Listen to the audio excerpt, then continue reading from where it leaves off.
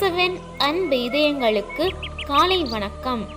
இந்த நாள் உங்களுக்கு ஆசீர்வாதமாக அமைய வாழ்த்துக்கள். இப்புதிய நாளுக்கான ஆசீர்வாத இறைவசனம் எசாயா அதிகாரம் 49 இறை வார்த்தை 15. பால் குடிக்கும் தன் மகவை தாய் மறப்பாளோ? கருத்தாங்கினவள் தன் பிள்ளை மீது இரக்கம் காட்டாதிருப்பாளோ? இவர்கள் மறந்திடினும் நான் உன்னை மறக்கவே மாட்டேன்.